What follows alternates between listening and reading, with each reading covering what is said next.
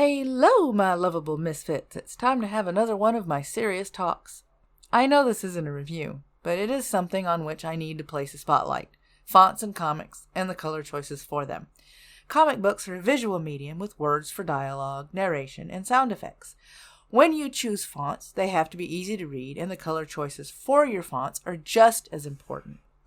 Let's take a look at Screecher's font choices. This is from Volume 2 of the comic. This is a list of the staff on the project. This is not the best font choice. Though it is neat and spaced well, not everyone can read this font. This is a good example of fonts that are easy on the eyes. This is the formal staff page. I have no problems with this. I have no problems with the dialogue boxes either. I chose this panel of the comic to point out a couple of things. The dialogue box is well done, and they are consistent throughout the comic. My issue here is the billboard. Unless you're scrutinizing the comic to review it, you would not notice the flaw in the advertisement. It does not catch the eye. It has neutral colors and dull font that do not grab the reader. Honestly, when I read this issue, I saw the dialogue box first and then the billboard. That could just be me, though. I love the font and the contrast here. The letters pop out of the background and grab you. Now I'm delving into Winnie the Pooh, Demon Hunter. The use of fonts in this comic is consistent. Though the colors go with the theme for Winnie the Pooh, it does tend to blend into the background. A black outline would have made it pop more. This is a good choice of font, and the color pops because the placement is over a darker background. I know we all make fun of Comic Sans, but this is an appropriate font for narrative and dialogue boxes. On the cover of this Crudo comic, this is issue 1, we have 3 different fonts which complement each other nicely. The title draws your attention with a good use of contrast. The green of the military lettering could be brighter, but works. The red really pops, and the font chosen isn't hard on the eyes. The font for the cover was with easy-to-read fonts on a faded background. This is an ideal way to display the team on the project and to get you into what's going to happen in the book. We're going from left to right on this part. The font lends weight to the action being performed, and the color draws your eye to the word. Even though the Comic Sans is in italics, it is still easy to read without problems. This is a thought box, which is new. I'm used to thoughts being in cloud-like thought bubbles. This is a nice touch once I realized what it was. The font and contrast were chosen well here. Here is where things get a little murky with the color choices. Again, these are thought boxes, and they are working well until the gradient in the box gets darker, making the letters blend into the box. I like the difference in colors to denote the different characters in the book thinking, but a better gradient could have been chosen.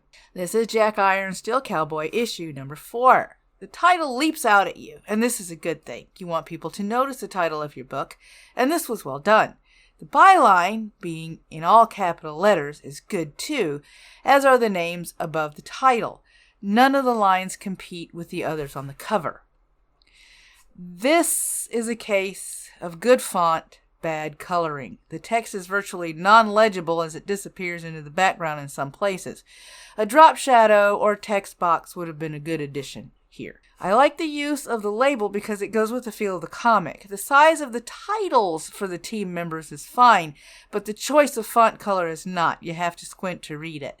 The narrative and dialogue boxes are black lettering on white, which is standard in most comics. The font for the sound effect was well chosen. The red isn't bad, but could have been better. The font and the color choice for this one could have been a bit better. You can read it, but it doesn't really convey the speed the writer is trying to describe. I have no problems with this one. The font is good and the contrast is perfect. The signs are well done. I have no issues with them. This is Genesee issue 1. Now we come to this. This is everything wrong with a title on a cover. It doesn't stand out, and it's hard on the eyes. The colors are very bright, making the title hard to read. The font, if it was outlined in a darker color, it would be fine, but with this palette, it's hard to read. The font is fine. The red outline for this is not. I know they were going for contrast, but they fell woefully short. This is where a lighter outline would have worked better. The font isn't bad. It isn't great. I can see some people having problems with reading it. The contrast could have been a little better as well. A lighter background would have worked here. Here's the same font as above, but in a dialog box. The kerning makes the words run together. I give them points on the contrast. This is just a no from me. The font choice is god-awful and difficult to read. If the font was clearer, the contrast would have been a great choice. Black lettering on white would have been better. Do not do this ever. Old English is difficult to read on a good day in ideal settings. When you use it to highlight a god talking, it's even worse. Add to that piss-poor color choices for the font that leaves very little, if any, contrast, and you have a nightmare for your eyes. I don't mind the usage of non-conventional fonts for comic books, but keep in mind they have to be easy on the eyes, and the colors you choose to highlight them have to make them pop and draw your attention without you having to reach for sunglasses. Until next time, my lovable misfits, if you can't be good at it. I'd like to take this time to thank you, the viewer, and my supporters whose names are on the screen for watching this video. If you liked it, there's a like button down there, and don't forget to subscribe and ring the bell so you can get notified every time there's an upload. There's also a video down below here in the bottom left-hand corner as a suggestion, as well as a couple of places that you can click to subscribe. As I always say, behave, my lovable misfits, and if you can't behave, at least be good at it.